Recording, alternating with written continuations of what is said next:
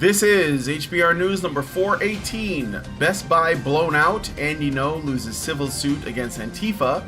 Autistic arrest, where we discuss the stories of the week and give it the Badger treatment. Hello everybody and welcome to Honey Badger Radio. My name is Brian. I hope you guys are enjoying this week and that you are laughing at all of this absurdity so that you are not consumed by it. I am joined by my lovely co-hosts, Mike J. and Dr. Randercam. Hannah Wallen is going to be out until September. She's stretched really thin and has been through a bunch of stuff in her personal life, so best wishes to Hannah. But I do think she will be back on Thursday for her talk show, so look forward to that on Thursday. But today is Tuesday, so this is the news show, and I'm excited to talk about the news of the week. So on this week's show, we're going to be talking about the sort of blowback on the popular tech chain, I guess you could say, Best Buy, for its new policies, ? An autistic girl is arrested for describing an officer that looks like a lesbian as a lesbian. Andy No loses a civil suit against Antifa, and more. So stick around, it's going to be a good time. And be sure to join us afterwards for the patron-only show. So on the patron-only show, I was originally looking at this one story about like marriage rates plummeting and stuff, but I don't think that it was too, like, let's say, contentious, so we'd probably just be reading it and nodding our heads for the most part. And I also thought that as content, it might be better for a regular show, so I might come back to that later. But in the meantime, I did find this Medium blog, which I thought was relevant. So just a little bit of context as to what I was thinking. I saw some interviews with, I think her name is Rachel Ziegler, and she's the woman that's supposed to be playing Snow White in Disney's Snow White remake. Now, we did talk a little bit about that on another patron show. I haven't really jumped in or gotten too involved because I have absolutely no interest in watching it, no interest in it whatsoever, but I've noticed that she's been opening her mouth about the movie that's coming out multiple times, and essentially she is ensuring that nobody goes to watch this, or at least that's what people say, but who knows what people want to see these days. So I have to wonder how much we could slash the publicity of these Disney movies if we, the haters, didn't talk about them. Yeah. Because I have to wonder how much of the publicity they get, the free publicity they get, is from the likes of us and the likes of the rest of the something sphere. or whatever it is. Perhaps we're looking for content, and we find shit like this, and we go, "Oh, look what Disney's doing! Everyone, look at this!"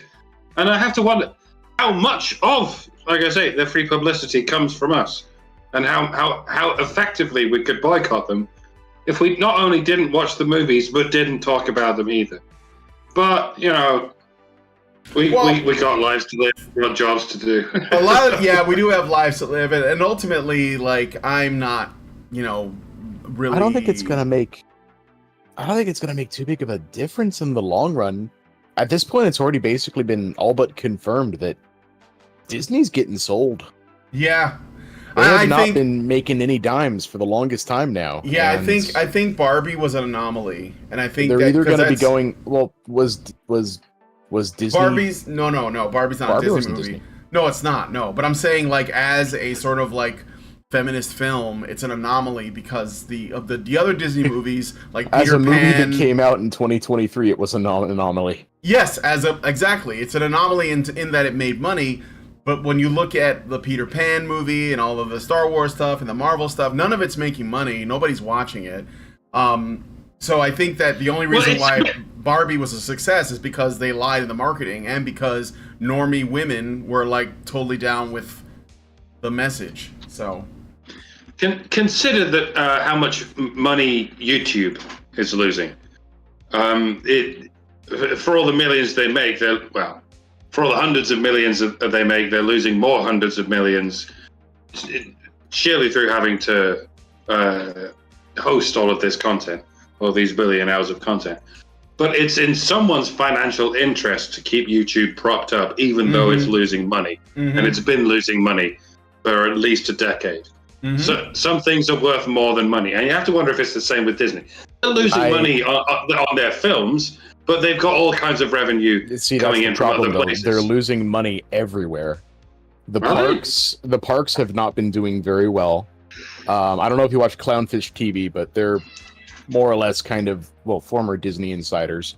But the parks have been hemorrhaging money left and right. Disney Plus has been in such a huge slump, it's not even funny. They had to sack the Star Wars hotel, the Galactic Cruiser. Yeah. They spent billions on that. Yeah. And absolutely nobody could justify spending $5,000 per person on a 2-night hotel experience. Yeah. They are in such dire straits right now because they banked on all of this succeeding, and it's gone down the shitter. They've and brought board back members other are Bob pissed too as the CEO. Yeah. And yeah, at this point, like I said, the two big companies, they're saying it's either going to be Apple or it's going to be Blackstone, not to be confused with BlackRock. Yeah. So, I guess what I was gonna say is, so Ziegler's been talking about this, her sort of take on the original 1937 Snow White film, which I watched recently, so I can sort of speak to it, and has basically gone on about usually regurgitating the same feminist nonsense about Prince Charming's a stalker, and it's like not about love and all this other stuff. So, I from what I can tell, everyone is like, you're just putting your foot in your mouth, and this is ridiculous. But I thought I would talk about another a piece that I saw. This is called Stalking Aurora. It's not new, so this is just sort of like, this is from 2016, and it's sort of giving you an idea of like how long this well, it's been way longer than this for sure, because I can go back to like the Renaissance of the 90s and point to signs of this kind of deconstruction and subversion, in our media. But this person is going to be talking about how the princes of these stories are, creepy stalker types. And I thought we would do that as a patron-only show, just to like analyze the storytelling of the whole thing and what these people see when they see like a classical story. So it's not really about Disney per se. It's really, I think, an article that is going to show us like what what deconstruction looks like. And I know we've seen it because it's all around us. If you're like watching anything current, you're gonna see that. I don't. I just don't. I watch old stuff, or I look for good stuff. That's out there. Collateral yet, Brian? I've Collateral? Yeah. You mean the Michael Mann movie? With Tom Cruise and Jamie Foxx? Tom Cruise and Jamie Foxx, yeah. Hell yeah, man. I own that shit on Blu-ray. I've seen Collateral like a few times. That's a manly ass movie. I was talking to my friend. I can't remember if I was the one that recommended it or not. Oh no, it must have been somebody else. Must have been somebody else. I saw that shit in the theater. I'm going to turn this to a recommendation to the audience. Audience, go watch Collateral. Yeah, Collateral. Go enjoy a movie that seems like it was made fucking decades ago, but it actually wasn't that long. Not that long ago. No, it wasn't. And it is like 2008, I want to say. The director, 2004. Yeah, the director of that film, like that is a movie about masculinity, honestly. I mean, like he said it himself. So if you like Michael Mann, I think it's Michael Mann, right? He's also done like Training Day, another really great movie. So yeah, check out, if you haven't heard it, Collateral's great. Tom Cruise, amazing in it. So anyway, but we're gonna talk about like this article in the after show. We've already gone 11 minutes. We haven't even started the stories yet, but join us by becoming a Badger by going to feedthebadger.com. $5 a month will get you into our Discord, and you'll be able to watch the additional content. If you give it higher levels, you can come into the chat with us and give us your take. I know that you guys, a lot of you guys out there are pretty creative types, and you might have like thoughts and opinions on these kind of like, story-oriented things. I know Allison is a writer. She's working on a book right now. So yeah, I think that the culture is like the best place to start in terms of like, working to change things. I think it has to be from the grassroots.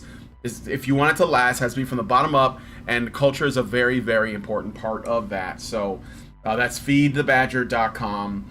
to become a member. And if you want to make sure that you can still find us on the internet in case we get yeeted from YouTube and you're not on Rumble, which, you should be on Rumble. We're not on Rumble today. There was a glitch in the Matrix. I don't know why, but we didn't connect. But that's okay. Rumble's a platform that's improving all the time. So follow us at Rumble, Twitch, Facebook, DLive, all of that. So hopefully we'll see you guys on Alt Tech, because that's, I think, something that we have to, promote, and the best way to do it is to just go there, make an account, and sign up and follow people. You will find people that you used to watch on YouTube that are no longer there. They're there. So anyway, and also if you want to be able to see our content, we normally archive it at honeybadgerradio.com and at what is it? Oh wow, why am I forgetting it now? Badgerfeed.com. That's badgerfeed.com. Okay.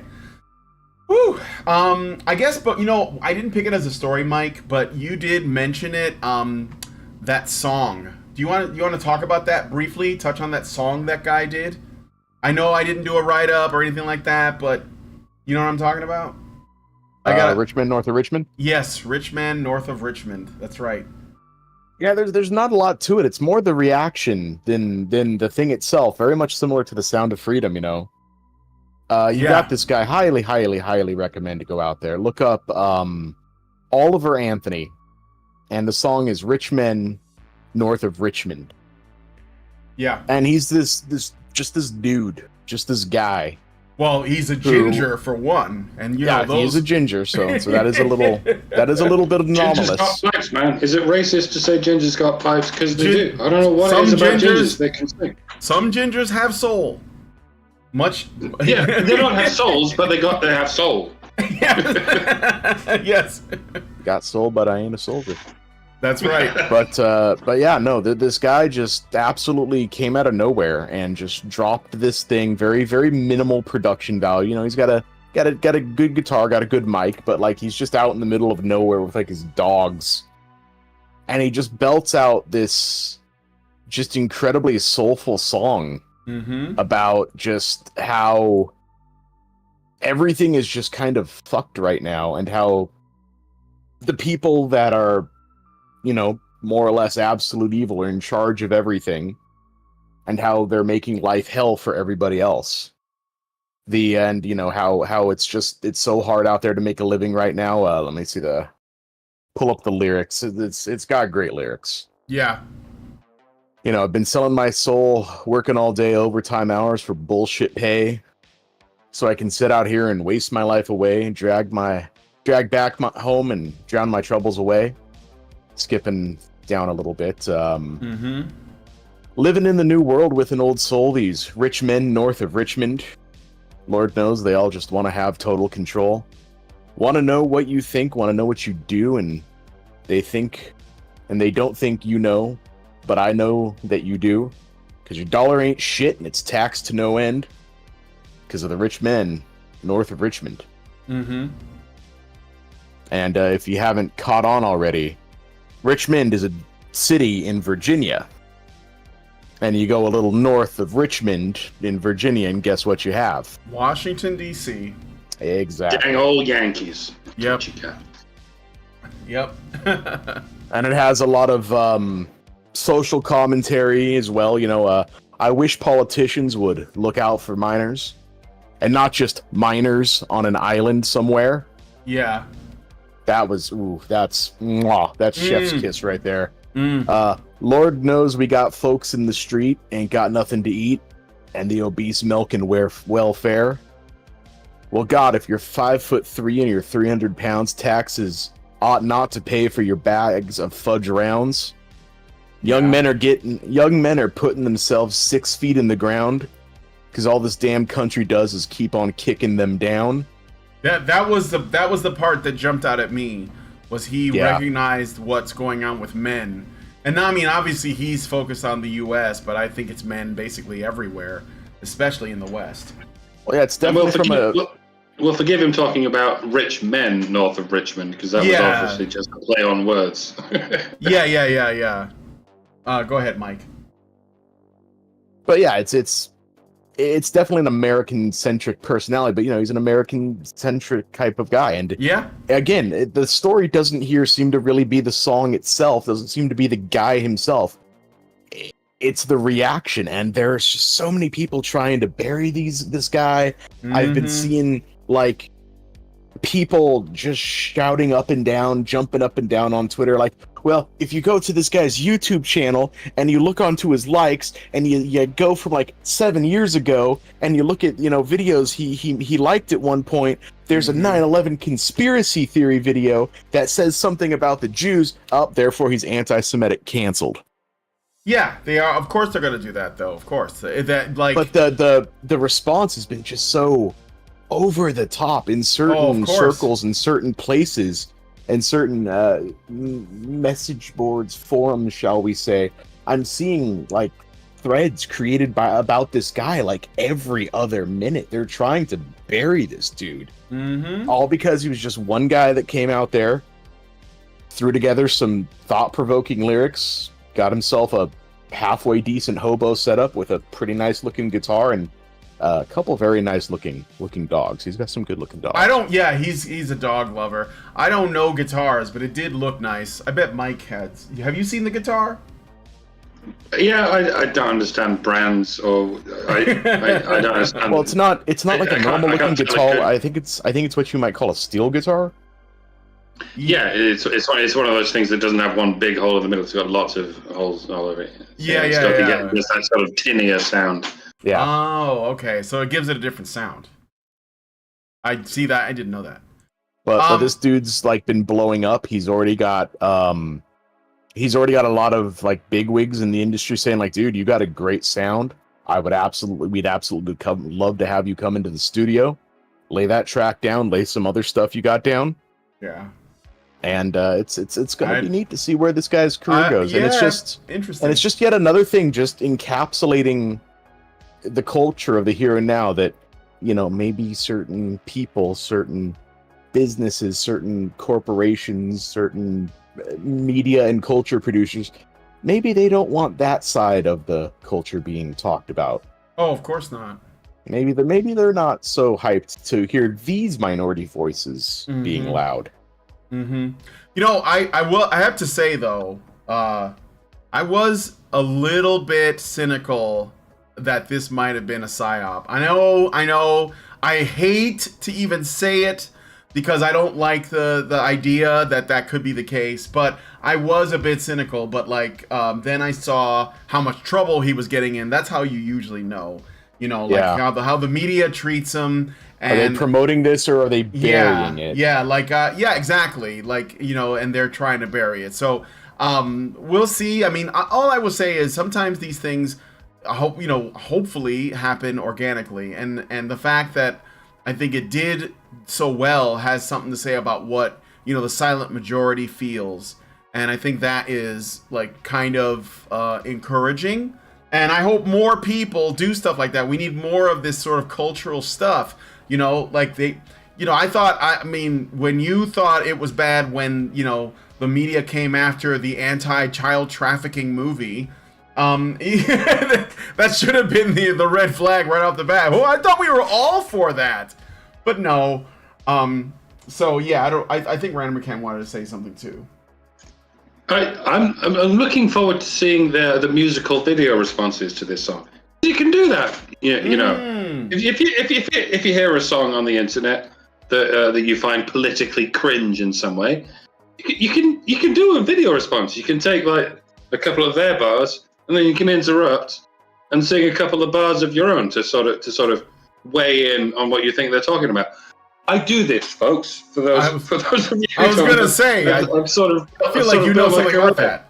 Yeah, I've built my online career on doing stuff like that, and it's amusing. It's great. You can even make it productive. You don't even have to do it out of hate. You can take music, and all music is good. Every chord sequence is good. There's no such thing as a bad chord sequence.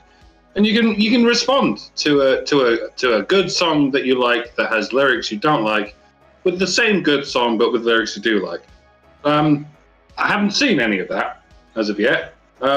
Well, those who oppose this sort of message aren't really interested in a musical dialogue or even an atonal dialogue. They just want to get rid of it. Yeah. You know what, Mike? telling- You make a really interesting point. What if you took his song and you did like the British version of it on top of his? So it's not a counter. You're not, but you're making a different set of arguments from the English the Shy perspective. Yorks north of Yorkshire. Or something. Yeah, something like that. It's just something that I think that would be freaking amazing, because you have actually improved people's music by doing that.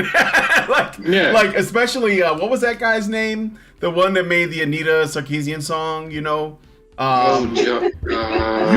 know the one. It's old. Yeah, I know it's old. Picture his face. I just can't remember his name. He just had like, what was it, like 3 chords? Johnny. It was Johnny something. Yeah. Anyway, but you made that song a lot better, especially when you guys did a duet together. I thought that was amazing. So yeah, I don't know. I think I would love to see, because I think every country that is going through a time like this should have their own cultural moment. And that's the thing too. Yeah, that's the thing. Like going through the comments on this guy's song, which, by the way, hasn't even been out a week, has already hit 13 million views, that's unheard of. That's like Gangnam Style numbers. Yeah, I'm looking at which, by the way, Gangnam Style was completely manufactured. Of course it was, yeah. But like, just reading the comments, you know, I'm 60 years old and Scottish. This song blew my head off. I cry listening to it every time. In Deutschland, I can't read German, but that's clearly from a German guy. I'm a Swedish working class guy, and this song resonates with me. Globalism is crushing us, and no political party is on our side. And it's just like that. Just every country. Like, I'm not American, I'm from here, but I hear you, and I agree. You're saying the things I'm thinking, but not saying. Yep. The reason it's so mind-blowing is the same thing I was alluding to the other week. It's country songwriters and blues songwriters have this way of just saying what they really feel, just saying what they really think, which is surprisingly uncommon in the music industry, like particularly in the rock and metal wings of things. People don't say what they really feel. They hide it. They hide it behind simile and metaphor, and these layers of drug-fueled analogies and such. So they never have to answer to their record companies to say, what were you really talking about here? Well, you don't know, do you? Could be anything. Let's just go ahead with it. And we in Britain, and presumably in a lot of Europe, we don't have the equivalent of country music or of blues music. We have our own washed out, fucked out pop music, and we have our own subversive sort of rock music. We don't have that equivalent of people who just say exactly what they're thinking. To a melody. We don't have that. It's very much an American thing, and you'll need to cling to that, and you'll need to export that, because we need that shit too. What if you did it like a minstrel, like a bard, you know, like a sea shanty? Yeah, or like a sea shanty. Yeah, that's pretty good. I think that would be great. Anyway, okay, so check out the song. It's called "Rich Men Up in Richmond." Is that right? No. Rich Men North of Richmond. Oh yeah, Rich Men North of Richmond. Yeah, I've only heard it once, but it is very, you know, it's good, and it's sort of it's a lot more sort of like, you know, you can tell it's just like a guy that has a feeling and he's sharing it. Not quite as, you know, let's say it's not quite as high end as try that in a small town, which is still a good song too. Jason Aldean and Oliver. Yeah, they should get them together. Yeah, get them together. Well, I'm waiting for that. You know, let's do a show and he'll open and, you know, whatever. So, but anyway, yeah, I think it's good. People should be creating art, because like where we normally look to it, it's garbage right now. But anyway, those are my thoughts. Let's let us know your thoughts in the comments. I do have a super chow from Meredith G. She gives us $5 and just says, HBR News number 418, honey for the Badgers. Thank you for that. All right, now let's get into today's story. So we're going to be talking about Best Buy. So Best Buy, James O'Keefe had a viral post on X. This is Twitter. I'm just gonna call it Twitter. Can I just call it Twitter? I'm just gonna call it Twitter. Okay. What is it called when you're tweeting? What is it? What's the X version of that? I don't know. I think they just call it a post. Yeah, it's not mundane. It's an X. That's like putting the X in Latinx or Wimixin. It's that's what I think of. No. Pronounce it right. It is a Latinx. You know what they should call it is XY. That would really trigger them. All right. Anyway, so James O'Keefe had a viral post on Twitter last week that revealed details about a Best Buy leadership program. The McKinsey Management Leadership Academy program are open to candidates who, quote, identify as Black, Latino, Hispanic, Asian, or Pacific Islander, end quote. Just identify as that, guys. Don't worry about it. All whites, even white women, are left out of this opportunity. Calls has spurred to Bud Light Best Buy, so to Bud Light as a verb, right? Best Buy, in reference to the Bud Light debacle that the company endured after having Dylan Mulvaney be a brand sponsor. I do like the idea of using Bud Light as a verb instead of boycott. I mean, it just sounds better. Yeah, it does, doesn't it? Sounds more intriguing. It's less obviously a proper noun. Boycott, for those who don't know, it refers to some Irish dispute 150 years ago involving some landlord or other. Nobody remembers. Nobody cares. But the Bud Light thing, yeah, I think it's worth updating our sort of common parlance. Yeah. To commemorate this age of ours when the corporate world finally really started to insult our intelligence beyond reproach like never before. This man is a woman. Drink our beer. No, really, we're not grossly insulting women in a half-assed attempt to humiliate men. This really is a woman. Ipso facto, buy our beer. Where are you all going? So yeah, let's do it, folks. The verb to Bud Light. Yeah, one word. Bud Light. Let's get it in the dictionary. And then the Bud real Light dictionary. effect, TBLE. BLE, TBLE. You're gonna get tabled. You're gonna get tabled. Yeah, table. The Bud Light effect. Oh, that's pretty good. I just want to say, in before, trans women as a word is considered transphobic, and we're just gonna be using the word women. I'm telling you, I'm calling it right now. Trans women will be phased out because it is too transphobic. It is too specific. We're just going to use the word women. I'm just going to jump on board with that right off the bat. So just so you know, that's what I'm predicting. All right, but anyway, from the Best Buy memo, we're excited to announce awesome news about the McKinsey Professional Development Programs. As a part of Best Buy's commitment to develop and support our employees, we've partnered with McKinsey & Company to offer the McKinsey Leadership Programs. These professional development programs customize its curriculum and discussions to the unique situations, experiences, and opportunities of diverse professionals. End quote.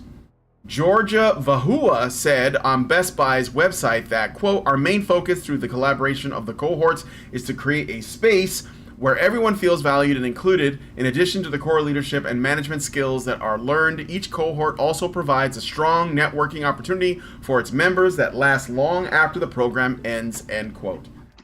Now, I think this is a little incomplete because it doesn't really go into what happened when James O'Keefe of OMG, right? O'Keefe Media Group. Because he used to be with Project Veritas, and then, he left and all that. He started his own company. They shanked him in the fucking back. Yeah, exactly. And now he's doing his own thing. But we'll go into that. But I'll get Mike's thoughts first. I would say that white people need to boycott Best Buy as an employer. Sorry, need to Bud Light Best Buy as an employer. Bud Light Best Buy as a boss. Alliteration. But in any case, that would be missing the point.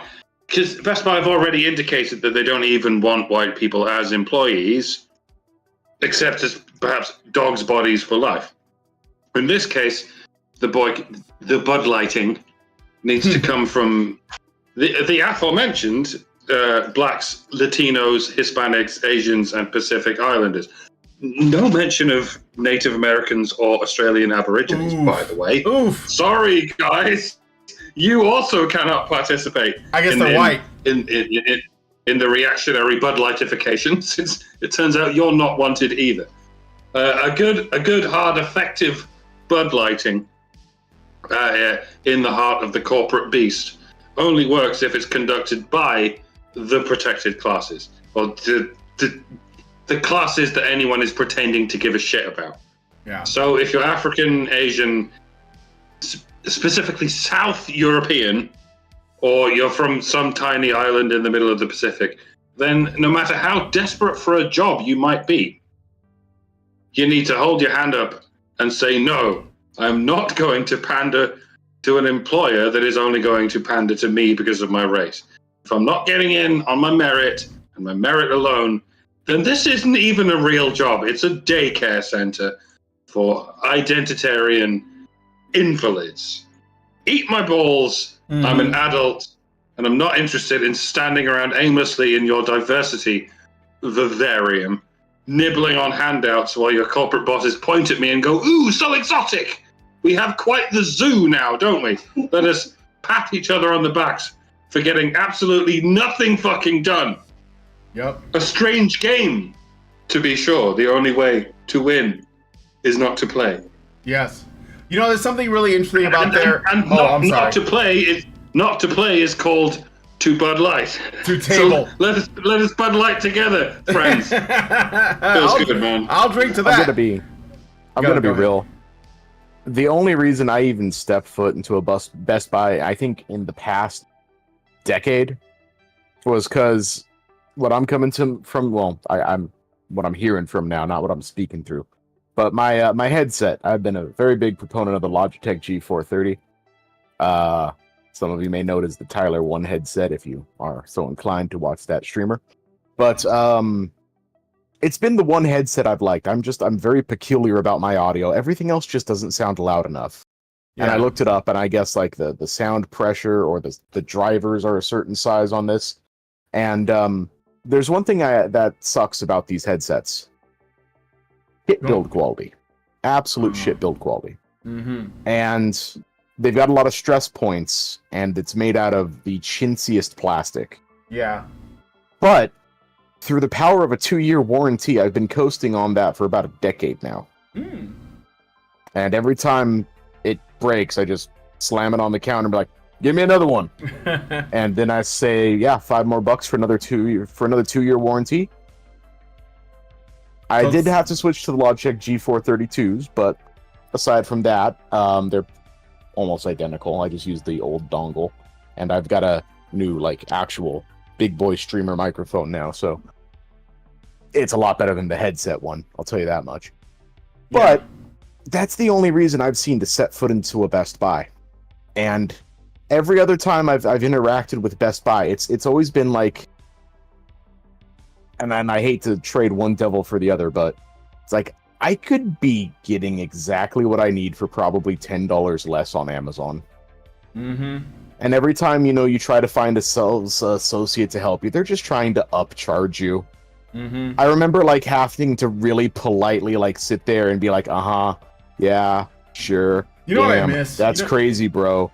Trying to upsell me on the fucking gold-plated HDMI cables. Yeah. I remember that. Back when well, they weren't HDMI. They were like, I'm going way back.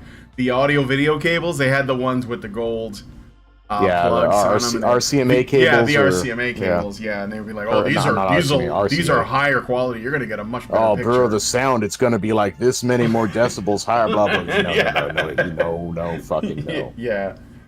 I'm gonna look up that headset because I still have this really old one. But it would be great, like, just it's because we got these Chinese things. We should get American headsets, like, with pipes and flame jobs on them, like a car. Yeah. Made out of steel. I'll tell you, like, the biggest problem with this headset, like I said, the build quality, is it's the little clips that, like, they hold the very top where the headset goes up and down. Uh-huh. Ultimately, what I had to do, like, some dude in, like, Berlin had an Etsy shop where he was selling, like, 3D printed replacements for that. Yeah. And that's what I had to resort to. And I bought like 7 pairs of them, so if you ever do actually buy this headset, I can at least... I might look into it. Yeah, I might look into it. So, I mean, this one works, but I've had it for a long time. You know how, like, the coating on the earphones comes off and it flakes Yeah. off and it's all on your neck That and happens shit. with these too, but Yeah. they come off so you could buy aftermarket replacements. I think I've done that about twice. Mm-hmm. Yeah, because it flakes off, and then of course your ear gunk just gets Yeah. on there, and Yeah. bleh. Yeah, it's not cool. All right, but anyway, we're totally in the weeds. The one Oh, yeah. thing I did, But Best Buy, Yeah. Even before this, Best Buy was honestly pretty damn garbage. It's Yeah. easier to go find, like, dude, fuck, shopping at Walmart for your tech shit is easier and probably cheaper too.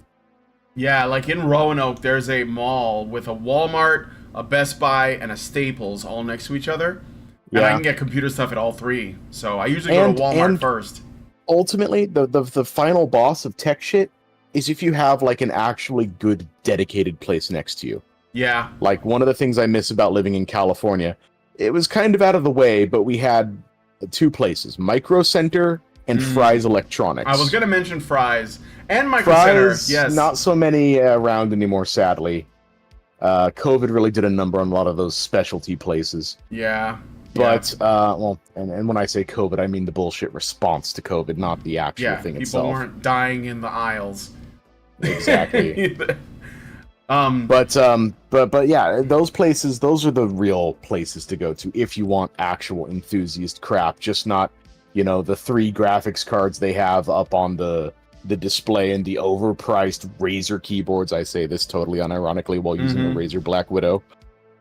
But yeah, even before this, especially after this, go somewhere else. And I don't know I don't think it was included in the initial write-up, but they've had a second whistleblower that came by. This was publicized by O'Keefe again on the 10th.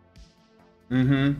And they've got recorded audio from a whistleblower. They didn't mention that. Yeah, go ahead. From a Geek Squad member that has audio proof that the company refuses Christian employees to display their religious symbols while requiring them to attend the Alphabet Mafia, the LGBTQ workshops, and while their religious symbols are more than fine to put everywhere. Mm-hmm. Yeah. And honestly, this guy in the footage, in the audio, this guy came across as the chillest dude. He's just like, all I want is equal rights. Mm-hmm. All I want is, hey, dude, fly your rainbow flag, whatever makes you happy. But don't tell me I have to take my cross down. Don't tell me I can't wear a crucifix necklace. Yeah. Or, you could just fly, they could just fly nothing. And just like, what's on sale? Tell me the product. Yeah. All or nothing. That's all. Yeah. That's all this dude is either asked for. all okay Either it's all or none okay of it's or it's not okay. Yeah. Damn straight. Yeah. And because O'Keefe loves to do these things in threes, I'm waiting for that third one to drop. It's coming. Yeah. Some guy called the cops on him. I remember that from the video because he was. Oh, dude, it happens all the time. It's like it's a free. That's a free spot on the O'Keefe bingo at this point. Yeah, for sure. But okay, let us know what you guys think about this. I do want to say one other thing, but first of all, if you guys are big into buying like tech-oriented stuff or media stuff, computer parts, DVDs, are you one of these people that likes to have a physical copy of your music or your movies or your video games? Where do you go? Do you go to Best Buy? Do you shop somewhere else? Make a recommendation or let us know what you do. Do you just get everything online? Yeah, let us know in the comments. So the one thing about this, I noticed this quoted thing. I think it's really weird, and it sort of speaks to how nonsensical the whole, identities thing is.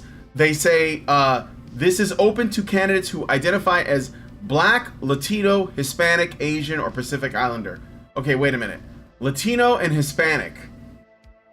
I know it sounds redundant. It's never been explained to me what the difference is there. Okay, Hispanic is it between Italian and Spanish? Is that what it is? No, because when people say Latino, they're referring to Mexicans, Puerto Ricans, Caribbean Islanders, Central and South Americans, usually.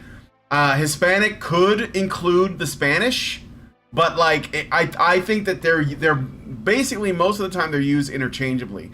And I think from what I'm seeing, the official definition is Hispanic people, for example, would be people who speak Spanish and are descended from Spanish-speaking populations, while Latino refers to people who are descended from Latin America. Yeah. And there's a lot of overlap there. Yeah, it's almost Hispanic all overlap. is like Spain, not Brazil. Latino is Brazil, not Spain. And then you've got so many little like considered both or considered at least mixed in there would be Costa Rica, Colombia, Cuba, Haiti, Honduras, Peru, Puerto Dominican Rico. Republic, Puerto Rico. Yeah, exactly. Exactly. Yeah.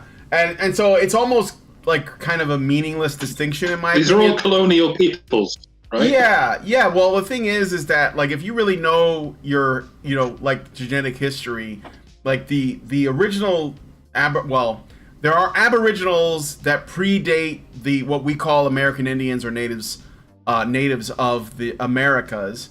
But let's exclude that for a second because there's only some evidence of it. But the original Aboriginals that came here first, they're more like the Australian Aboriginals than the others. But then you have the people who came across the was it the land bridge, and those were Asians, or we would have called them Orientals, or Mongoloids is probably the easiest, the most basic way to put it, because at the end of the day we all break down into three groups: Caucasoid, Mongoloid, and Negroid. And the people in America before the Europeans came were mostly of the Mongoloid persuasion, and then they got mixed with the Spanish and the other sort of Europeans who were more like Caucasoids, and then like the blacks, the slaves from Africa. And so like most of the time people like me were basically a mix of all three of those.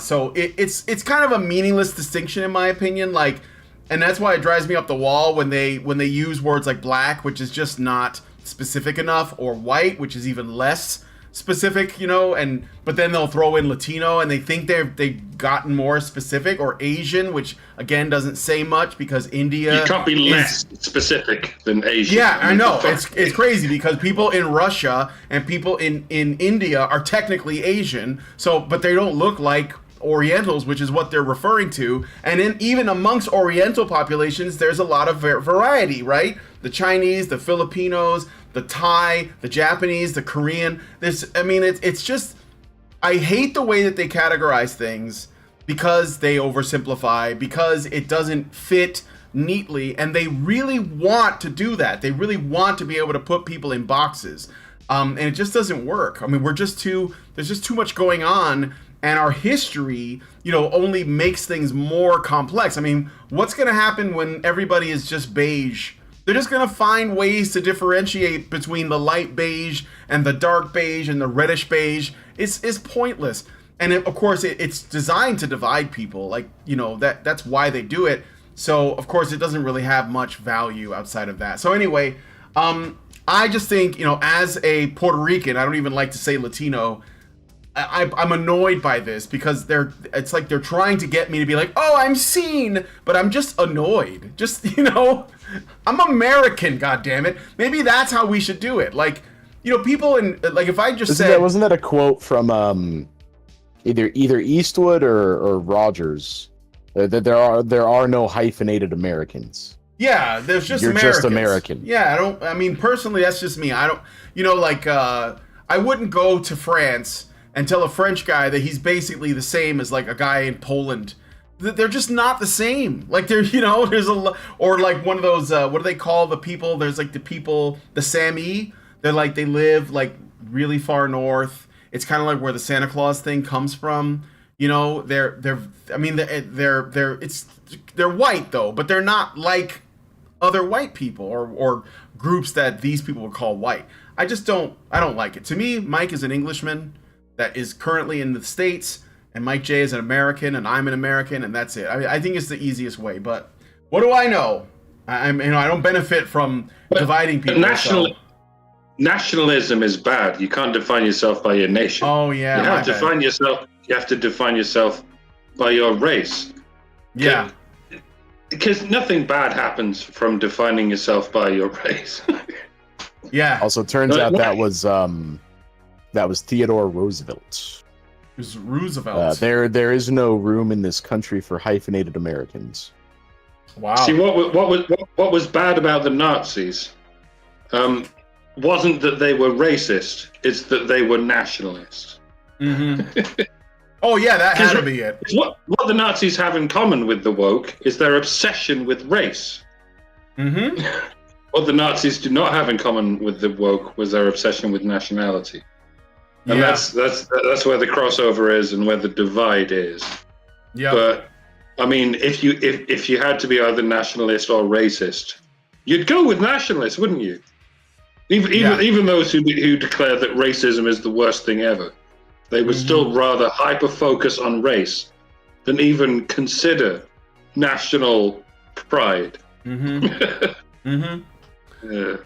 All right. Anyway, let us know what you guys think about that in the comments. We're gonna move on to the next story. Let me read some super chats. So, Best Buy meh gives us $5 and says, Best Buy caters to normies. I usually pick up electronic stuff from a small computer shop. I used Newegg to put together my desktop computer years ago. If I want a laptop, I picked up an Ubuntu Linux machine from System 76.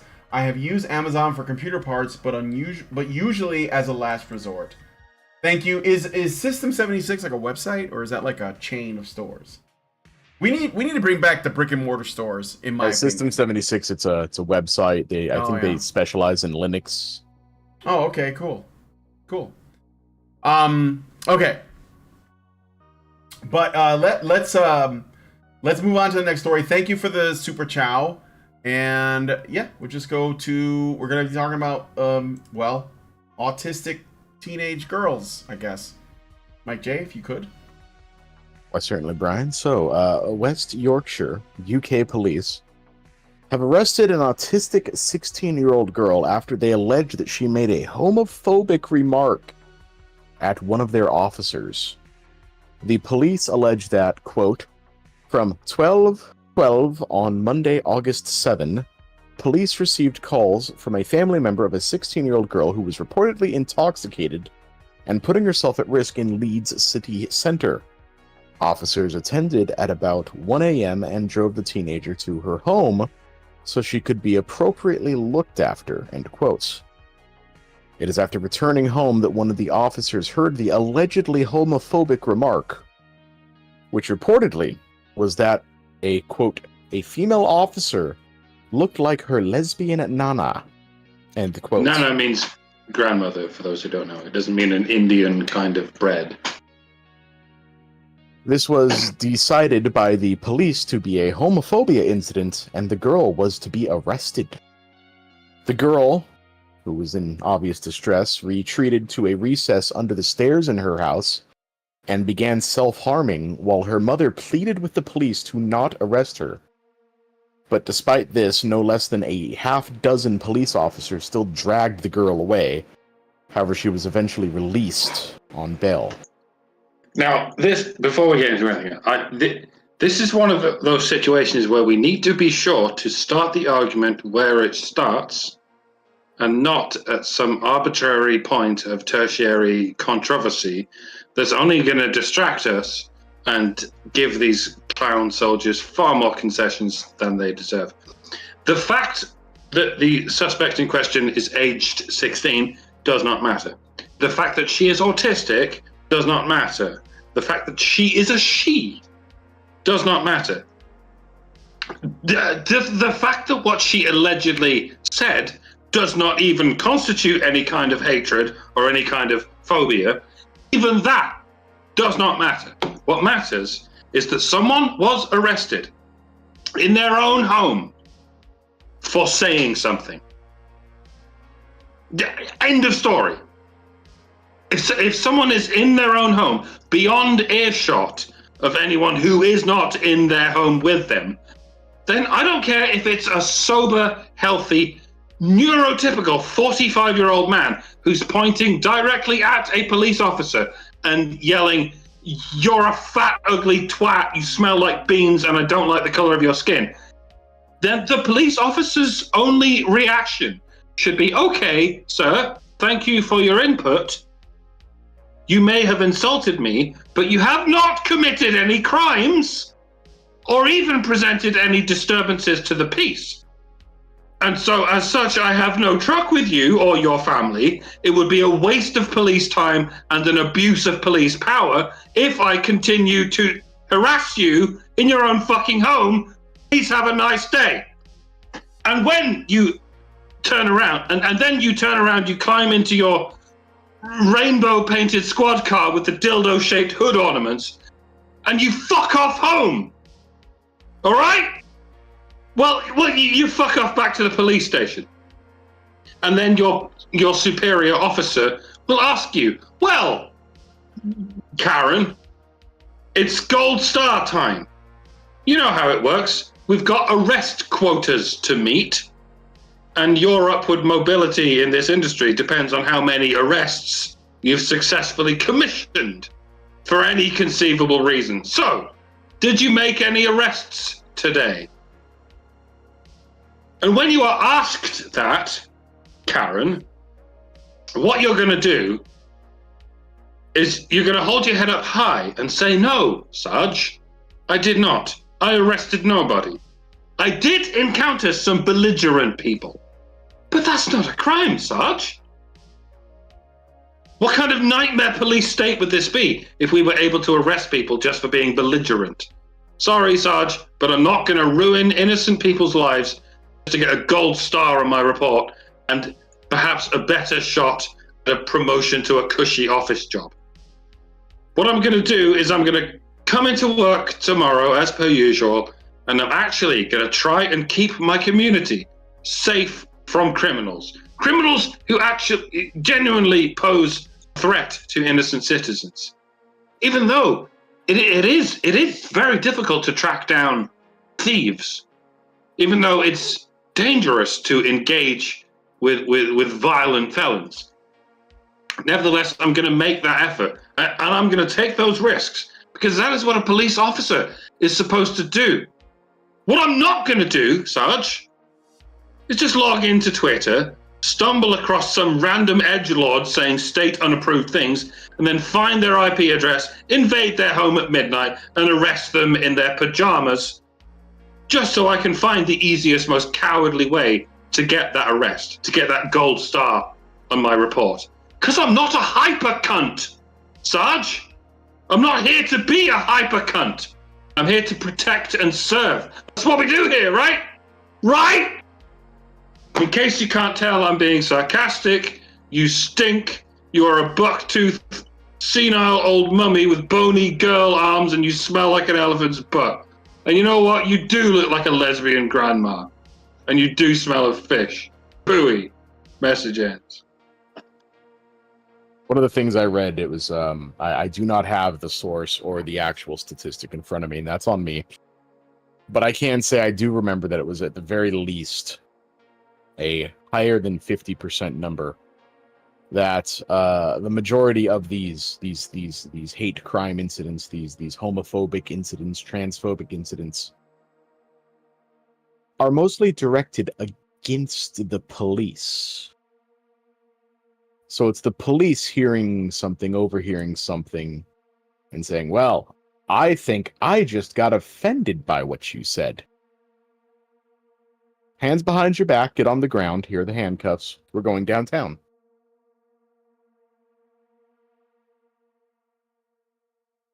Yeah. Ain't that swell? So this is the British police, the police that are famous for being a total walkover. What do you mean, and, a walkover? And yeah, they are. As in, they don't fucking do shit about anything. Oh yeah, and they don't when it comes to actual crimes. Yes. But like I say, I'm assuming this is because they have these arrest quotas, and because, like any other force, it will follow the path of least resistance. Like, why would we arrest violent criminals? Why would we try to track down someone who's burgled a house? That's really difficult. Trying to track down someone who's burgled a house. They don't leave calling cards in real life. It doesn't happen. We can't arrest thieves. We can't arrest murderers. That's really difficult. But we need to get our arrests.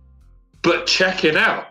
What we can do, it's like I just said, like we have all the resources to just track down the IP of someone who said something we don't like, and then boom, we can just go around to their house. They have no idea they're going to be arrested. They're not going to put up a fight. They certainly don't have guns because they're not allowed in this country. They're not even going to have time to grab hold of a knife. They're just going to be like, oh, shit, I'm being arrested. Why? Because I said something on Twitter. Oh, shit. That sucks for me. But you get to rise up the ranks of how many arrests have you performed today. Mm-hmm. And I don't know if this is the case. I'm assuming that they have some kind of arrest quota. This is why this is happening. I can't think of any other practical reason. I imagine there's ideological reasons for this happening. Yeah. But I imagine. I would think this is why this is happening, because they're not trying to uphold the law or protect the innocent or any of those RoboCop objectives. They're only there to get arrests. And so they gravitate to the easiest way of getting an arrest, and this is the easiest way. You just employ a bunch of lesbians. You unleash them on the public, and you wait for them to get offended by some shit. Yeah, and then boom, you can arrest 6 fucking 10-year-old autistic girls. Well, all right, I'm doing it now. I'm reducing myself to it now. But it's like it used to be that you could arrest any 45-year-old, neurotypical healthy male, but now you can arrest anyone. You can arrest a fucking baby if they cried in a way that offended you. If you're a lesbian cop. Wasn't there I hate my country. A thing in the UK where they arrested someone over anti-Muslim honking? Yeah. I mean, it's interesting. Is Yorkshire? This is Yorkshire, right?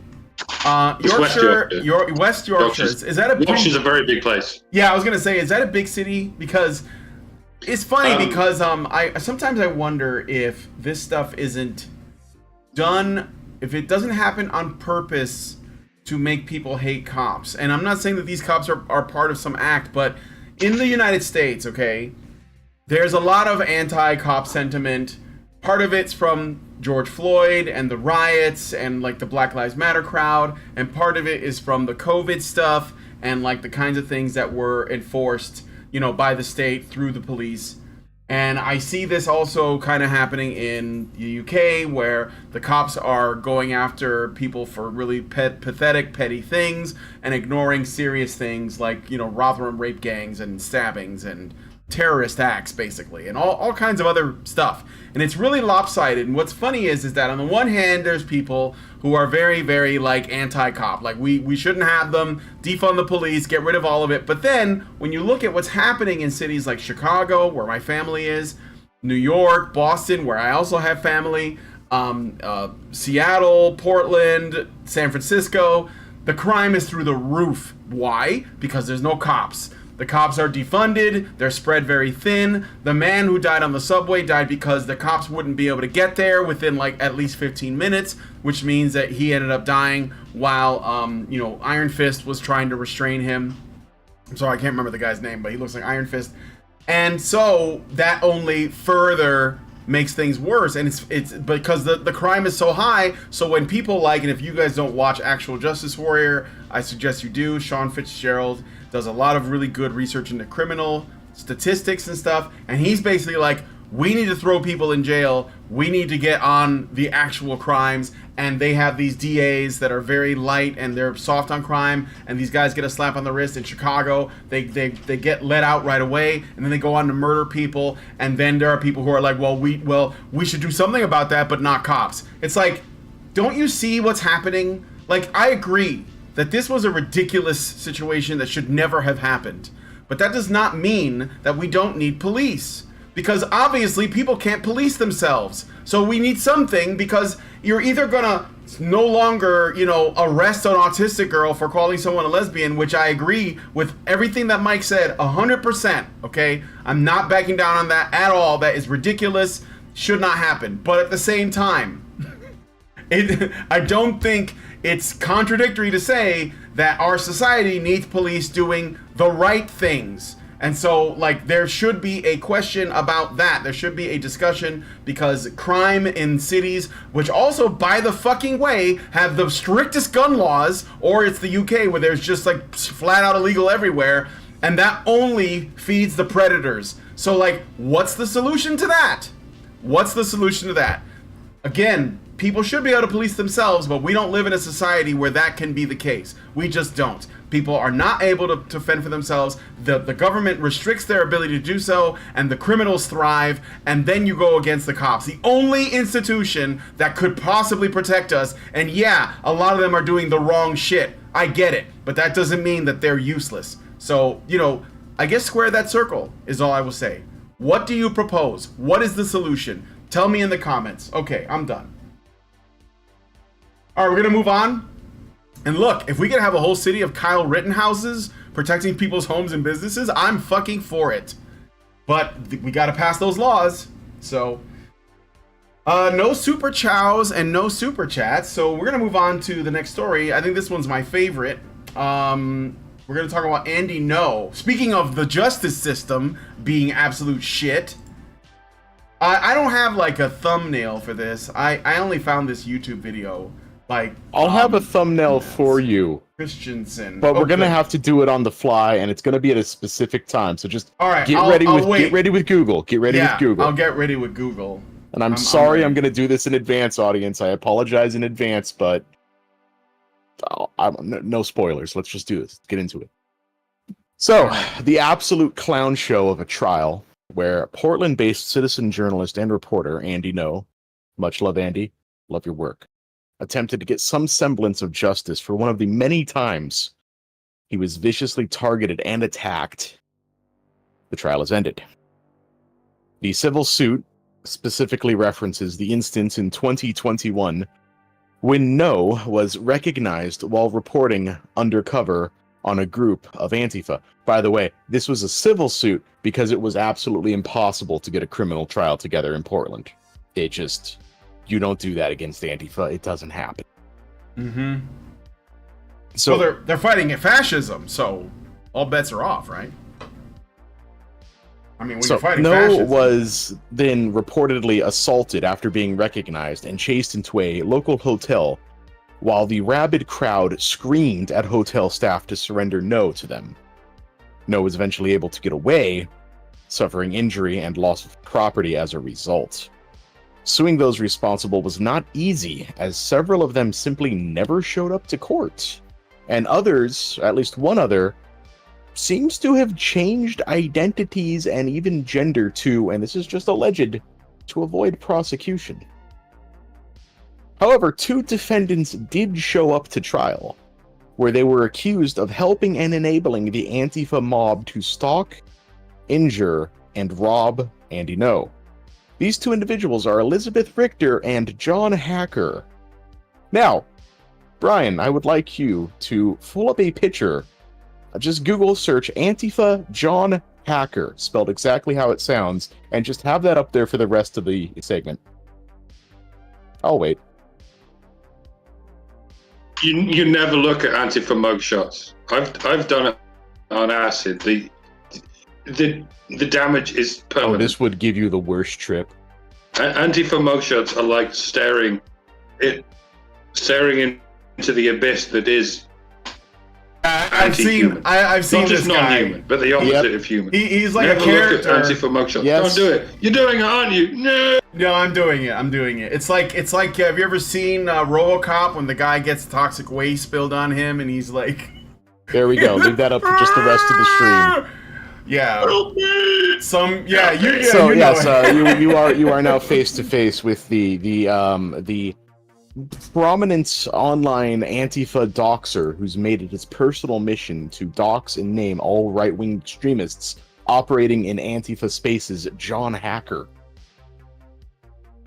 And then there's, of course, the other one, Elizabeth Richter, who it's not known what her role is within the group. It is simply that she was there. She was the one that tweeted out, Andy No here. We got Andy No here. Yeah, I heard she was an antagonizer, which is usually what women do. She was waving in people Antifa. over and just, hanging out, taunting him at the hotel. She can even be heard on video going, we know you're there, Andy. You better come out, Andy. We're going to do so much worse to you than throw a milkshake at you this time. Mm-hmm. Which is not direct quote, but very, very not much paraphrasing going on there. So, while No acknowledges that neither of these 2 individuals directly injured or attacked him, he sued them for assault, battery, and intentional infliction of emotional stress. It was Hacker who initially outed No from the group of Antifa he was undercover in, and it was Richter who tweeted out No's location, pursued him, and urged others to attack him. Even the lawyer for the defense during this trial, who in her closing statement indicated that she is Antifa, went out of her way to state that she would, quote, remember each of the jurors' faces, end quote. A statement that would, in most normal functioning courts, be construed as jury tampering. And a death threat, maybe? No, I'm sure she just meant she's going to fondly remember their faces as those that brought justice to this fine Portland courtroom. Yeah. A reporter for the Post-Millennial was also harassed by the defendant Richter and an Antifa mob in and out of court. The same reporter also had her car smashed into and looted during the trial, although that is completely possible that was just simply Antifa behavior, or not even Antifa. That was just Portland behavior. Antifa need not be, associated. Mm-hmm. Despite strong evidence against both individuals, including video, audio, and one of the defendant's own, now deleted but archived tweets, the jury delivered a not liable verdict, clearing both Hacker and Richter. The very slight, very minuscule silver lining of this being, though, that the individuals that ducked the court case, Andy could possibly go after them for no showing, but I doubt these people have jobs or money. Well, they might have money, because a lot of these people are trust fund babies and shit, too, so... Yeah. As tempting as it is to go with the Tim Pool advice, namely, just leave. Portland is a communist shithole. It's your own fault for still being there, and so on. I can't quite get behind that, even when it's Portland. Even when it seems like the most clear-cut case of a lost cause. I'm still not going with that. I'm going with Portland needs the El Salvador treatment. Oh, yeah. You track down these criminals, which shouldn't be difficult, because they're using the same fucking insignia, and they all have their online footprint. You go ahead, you track them down, you put them in prison, you line them up in their underwear, and you take photographs in prison. And let the rest of them know that this is what a life of violent communism brings you. That message is all it takes to put the shits up these fucking thugs. If it can work in El Salvador with hardened gangster mobs, it'll work tenfold, nay, 100-fold with Antifa, because Antifa are pussies. They have no idea how to fight. They have no idea how to strategize. Their only tactic is to ensure relative strength in numbers to make sure they are always able to form a mob in any given city large enough to subdue a handful of non-violent non-believers. They are able to do this because they can coordinate online. Yep. They can plan their organized terrorism right out in the open online. And those police forces that have every ability to track people down online and arrest them just for saying shit, yeah, they don't do that. Not when it comes to Antifa, not when it comes to the unambiguously violent terrorist acts of Antifa. And so they get away with it. And even if they do get arrested for the public mob violence and the arson and whatnot, they get granted bail by some mysterious source of bottomless funding, and they go on their merry way without even a criminal record to go ahead and do the same shit over and over again.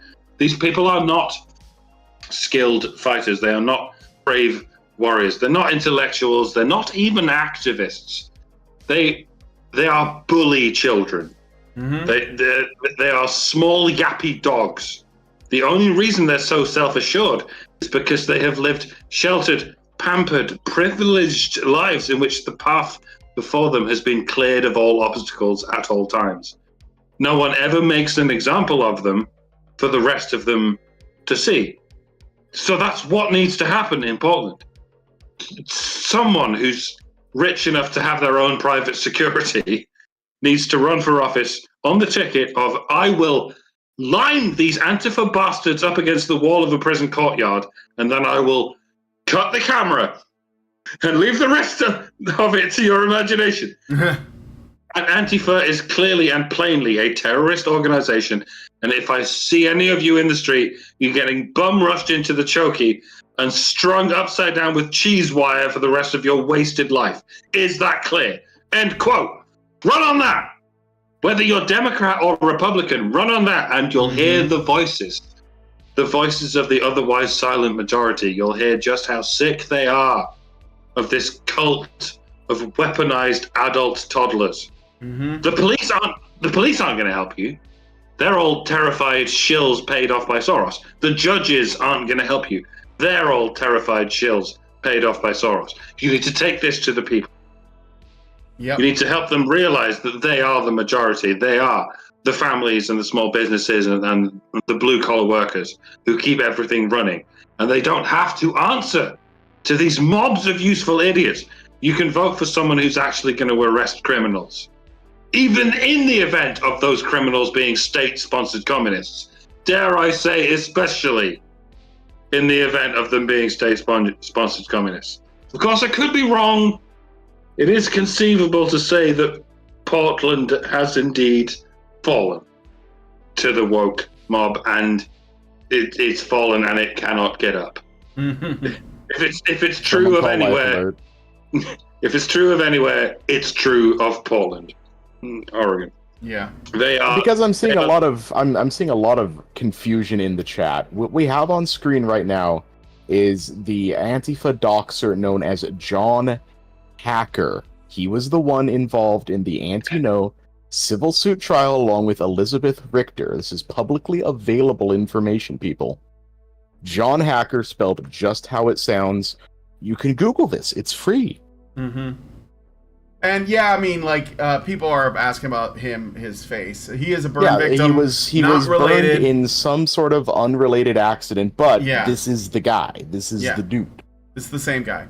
So, and I guess the thing that is upsetting about this is that Andy is not going to get any justice. And when he got into this situation, I was one of the people who defended his choice to stay because Tim, like Mike said, Tim Pool said he should not have gone there. But I understand why No felt the need to get to the truth, and he probably knew on some level that he might lose but what this tells us is just how corrupt not just Antifa is, but the justice system is for allowing this threat to just go, or at least I wouldn't even say veiled threat. It seemed pretty obvious, but I also have to wonder. Overt. Yeah, it's pretty overt, and I also have to wonder, how many people on the jury were gonna side with them anyways, because look at Derek Chauvin's trial.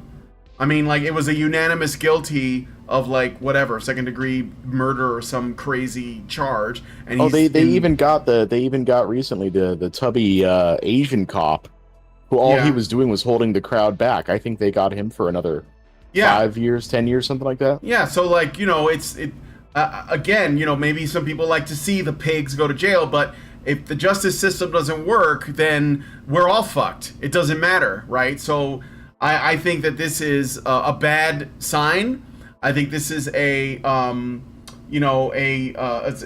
not good. If you can weaponize the justice system against Andy then you can do it against anybody. And of course, all you need is consensus. And that the way that these people, these commies, I'm going to call them commies because that's what they are, the way that these commies work is they do everything through authority, power, and majority mob rule. So if they can get most people to agree with something, this is literally every feminist paper in university is we all agree it's true, so that makes it real, then they can just alter reality. Well, right? He loses his case. Well, he goes to jail. And then after that, all the media comes out and they puppet everything. Oh, so-and-so was convicted. So-and-so is indicted. So-and-so is in trouble. That means it's legit. That means nobody's making it up because enough people agree. And this is a problem because it is anti-truth. So, it's too bad. But hopefully, Portlanders I think that most of the decent cops, they probably all quit because there were a lot of quitting. Oh, they have.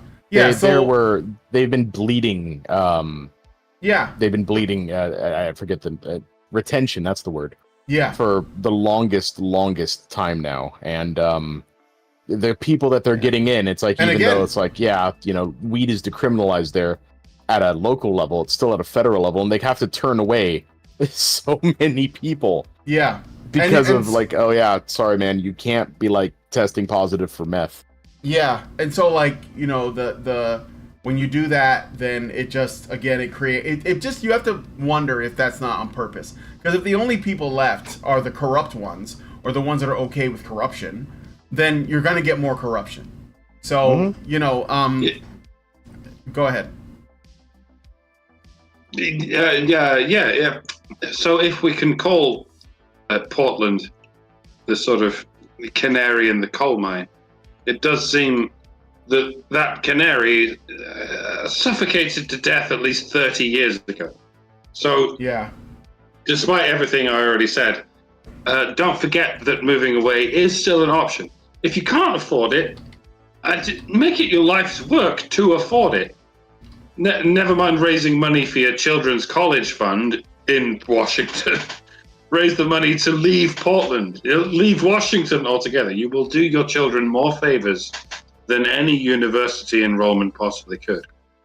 So, yeah, Plan A is the El Salvador plan. If that doesn't work, Plan B is get the fuck out there and just grab some popcorn while you see what happens to a city when there's nothing left but these directionless, talentless. We're getting there real soon. You get the Chaz. Wait until they all die on the streets from overdoses of their fentanyl-laced pumpkin spice macchiatos, and then just roll back into town, dispose of the carpet of dead zombie bodies, and take back your city. Either way, friends, vigilance. You have the short haul, which may be long.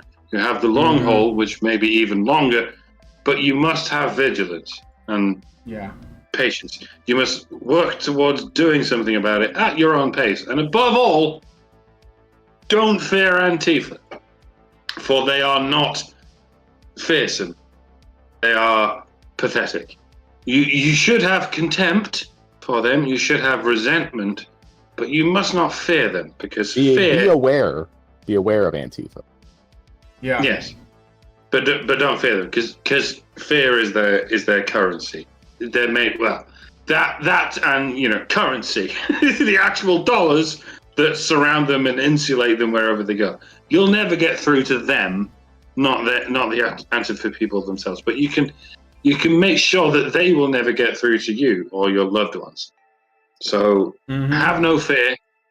Arrest them and make an example of them if you can. If that doesn't work, walk away from this whole Hollywood explosion without ever looking back, lest you too be turned into a pillar of salt and concrete and milkshakes.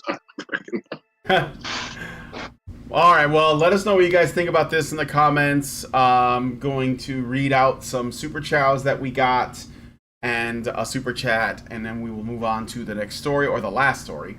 So I got one from Richard Bier, who it says he's John Cena, so he wants this. His name is John Cena. Okay, and Richard gives us $5 and says, wasn't it Brazil that the government gave automobile drivers immunity from prosecution for running down motorcycles where the riders were brandishing weapons as an attempt to rob the automobile drivers? Holy shit. Do you guys remember a video game called Road Rash? Because I just had a thought about... Oh, dude, Road Rash was great. The Road I love Rash that one. game. I love the second one. Well, they're playing Road Rash in IRL in Brazil. Well, great soundtrack on that one. Yeah. That is interesting. Thank you, Richard.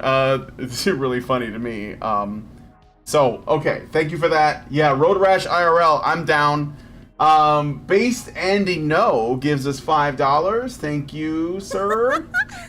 And says, Andy No is pretty intense for actively choosing again and again to infiltrate the riots to document and inform the insanity. Yeah, Antifa would say he's a grifter, but he's totally putting himself in harm's way. And, we need more journalists to do this stuff, I mean, like, I was pretty critical of Tim Pool's perspective because Tim Pool used to go to war zones when he worked at Vice and shit and, like, go into really, really bad situations. Nobody said that he shouldn't do it because he wanted to get the story. And I think that, like, domestic terrorism, which is what Antifa is, that's something that we all have an interest in knowing about. It's not some country like hundreds of miles away. It's here in our country. So yeah, and I wouldn't tell him to put his life at risk, but if he chooses to do it, I'm gonna back him up. So yeah, I agree. Thank you for that, super chow. And then I think at this point, I think Andy needs a team. Yeah. Andy needs to become kind of like the Tim Pool, or OMG, get his own thing, build up his own thing, dude. Andy and ONG, dude, yeah, that'd be the best. Dude. But the thing is, Andy No's face is too known. So there is another guy doing, I forget his name, but there are other guys. No, Fleck is like a man on the street guy, right? No, there's a guy he does the same thing too. But he said he's had the same problem where he's had to send out other people because he's way too visible, a big stocky tall dude with a big ass beard. Yeah. No. There's a guy doing the kind of sort of undercover work that James O'Keefe is doing. And I forget the name, but I just learned about it today. I saw a clip and he was, infiltrating some kind of event. I think it was the Let Women Speak thing that was happening in Texas. And he was getting some good, footage. Or no, it was the ADL. It was the ADL ladies. And he got a recording of them. So there are more people doing it. So maybe Andy No can hire some people who are not known, that could do some of this work, that he could get more info. Because I think right now his face is too known for him to sneak into some Antifa thing. But I do think that he should keep doing that work. So appreciate it. Thank you, Base Andy No. So Sick Fox gives us $5. And says, this is for... Oops, sorry, that was double laughing. This is for the last story. Very important to frame police behavior in the exact same way you would anyone else. It was a gang of thugs that kidnapped someone for saying something they didn't like. Also, bully them. Also, the solution to poor policing is to demonopolize and privatize it. The market provides better incentives for good behavior over bad. I'm aware of the objections, but it makes sense when you think it all the way through. I mean, I don't have a problem with alternative solutions. And I agree that, again, no excuse for what happened to that autistic girl by any means. I mean, none. But, get rid of it all is not the answer. There are people who literally can't defend themselves, and you're basically just asking for them to be victimized. So, thank you, It's also not cry bully, it was cyberbully. Cyberbully? Did he say I totally read that wrong. Cyberbully them. Yes, my bad. Whew, okay. Thank you. And so Anonymous gives us $5 and says, please march peacefully to the Capitol equals inciting violence. We will remember your faces. We beat people to a pulp regularly. It's completely fine. What the fuck, USA? Well, again, it's Clown World USA. It's not the real USA. Everything is upside down. And yes, I agree. It's ridiculous. But I think that anybody with two brain cells to rub together can figure that out. So... that's it for the Super Chows. Super Chat, Albatross gives us $2 and says, Portland is the West Coast Detroit. I don't know, man. There's a competition between, Portland, Seattle, San Francisco, LA, and now I think San Diego's coming up.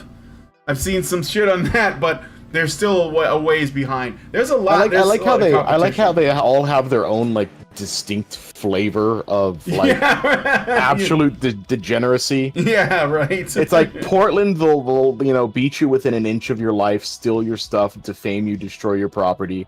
Chicago, you might actually probably get killed. It's at least a much higher likelihood. Yeah. San Francisco, you only have to worry if you're a business owner or a property owner or if you own a car. Mm-hmm. And they all have this weird smug attitude about it, oh bro, that's just part and parcel, bro. Just you get your car broken into a couple times a month. It's no big deal. They might leave you a cool knife or something. Yeah. Thanks, Seth Rogen. That was yeah. Yeah. live in reality. But yeah, it's all a mess. But you know what? That's why I live in Roanoke. Paul gave good advice, and I came here. So, all right. Anyway, thank you guys for your support and your comments. Let's move on to the final story. I think we might be able to get this one in. It's kind of a short one, but it's funny. So, in celebrity news, Kevin Costner. You guys might remember him from Robin Hood, Prince of Thieves, or Dances with Wolves, and I think he was in like a Western thing. I don't remember. But Kevin Costner and Christine Baumgartner have been locked in a tumultuous divorce after Christine filing for divorce this year after 18 years of marriage. 18 years. This isn't like a normal Hollywood thing that usually lasts like a year or two, or it's just done for publicity. This seems to be, or at least was, a legit marriage. They are battling over their assets and child support, with the legal battle taking a bizarre turn as the actor's latest filing claims Christine and her legal team asked for a definition of the word understand in reference to whether she understood the terms of their 2004 prenup, according to TMZ. The filing reads, Christine asserts that she cannot admit or deny that she understood the premarital agreement because she, and apparently all of her attorneys, do not understand the meaning of the word understand. If the prenup is upheld, Christine may need to return $1.5 million paid to her by Costner and pay his attorney's fees for defending the document.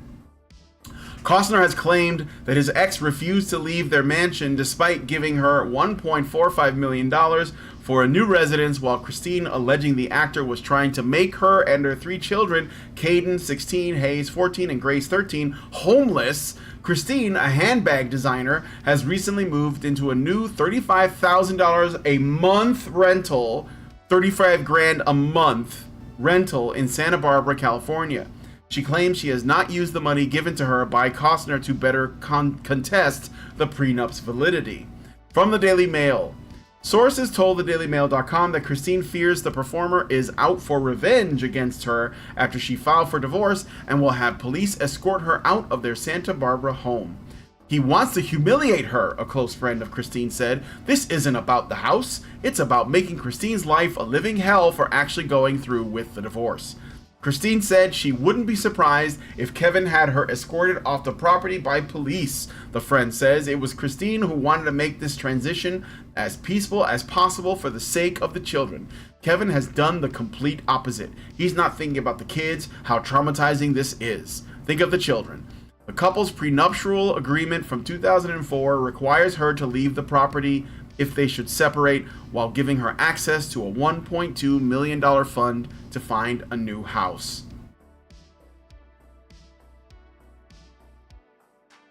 Nothing? What a lawyer-ease move. Yeah, is. Right. It sound, you know, it reminds me of the Bill Clinton thing. It depends on what you mean by the word is. It just sounds like they're clearly just stalling for time, trying to desperately scrape together a better argument. Yeah. And in the interim, in the meantime, this is the best they can do. The stalling, it's a stalling tactic. But Your Honor, like what is the law? What is it really? What is law and order? What is a judge? What is a defendant? What is what is a plaintiff? I don't know. What is anything? What is anything, Your Honor? Stuff.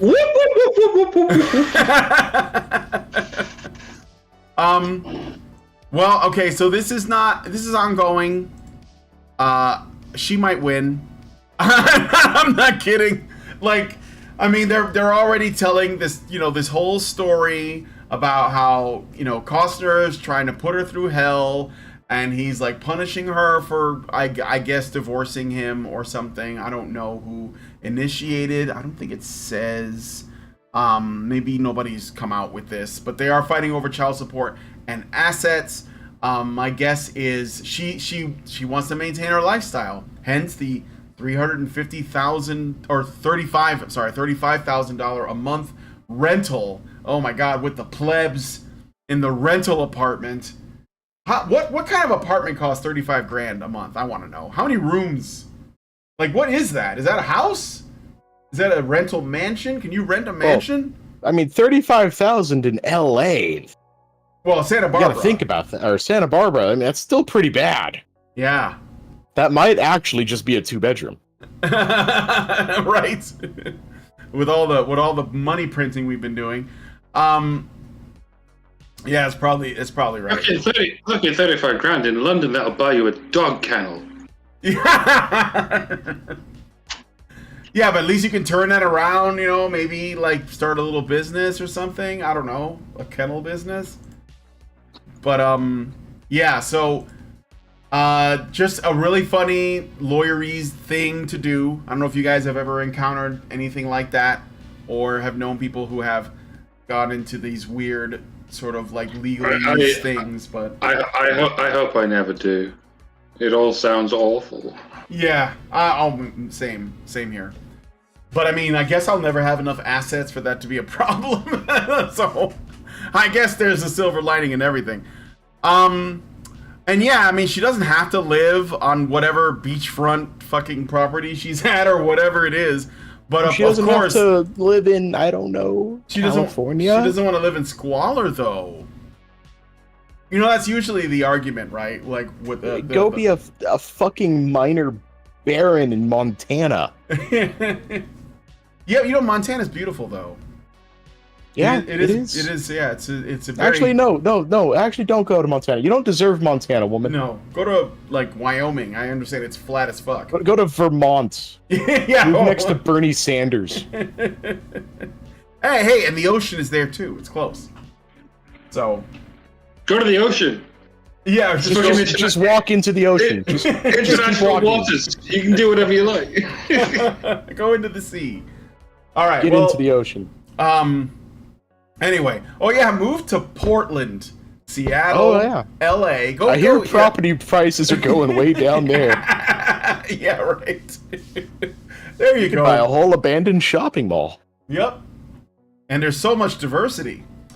But anyway, that's it for that one. In fact, here it comes right now. You're about to get culturally enriched. Get ready. So we're gonna end the show there. That's all the stories. And we're gonna go into the patron show and look at this article, or not article. It's more like a blog. Do we got any more chats or rants? I do have one. I just got another super chow. So thank you to Women Bad with Money, Women Most Affected for that super chow.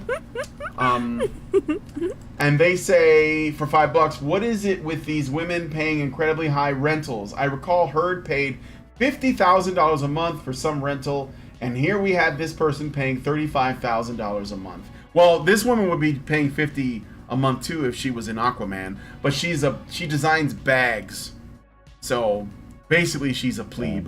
I'm guessing that Heard wasn't getting the deposit back for the absolute state she left all the beds in. Right. Yeah, but anyway, thank you, Women Bad with Money, Women Most Affected, for that super chow. Really appreciate it. We're going to head into the patron show now. We're going to be reading through this thing called Stalking Aurora, and it probably turn into a discussion about story structure and narrative and symbolism, I hope, because that's kind of what I like to talk about. So if you want to join us, become a badger by going to feedthebadger.com. $5 a month will get you into our Discord. You'll be able to watch the additional content, and if you give it higher levels, you can even join in the conversation. And there's always stuff going on in the Discord. I have recently started doing screenings of my favorite anime right now, JoJo's Bizarre Adventure, for the people in here. So if you want to watch JoJo with me, become a badger. Go to feedthebadger.com. Well, which arc? I just started Battle Tendency, so just started part 2, finished part 1 last week, and did I think 1 episode of part 2. So Battle Tendency is just getting started. I think we did 2 episodes actually. As little as $5 get you in the Discord. Yeah, there you go. So please consider joining us. I don't know if the movie nights are part of that. I think they are, though, because it's pretty accessible to most people. I don't know the levels. Sorry, I just work here. Anyway, I think I want to say tentatively yes. Yeah, and I invited Teal Deer to join us because Teal Deer is also a JoJo fan, and so he might come in next weekend. I asked him because he's like, well, this is my favorite arc, so I want to watch it. So Teal Deer might be in there too.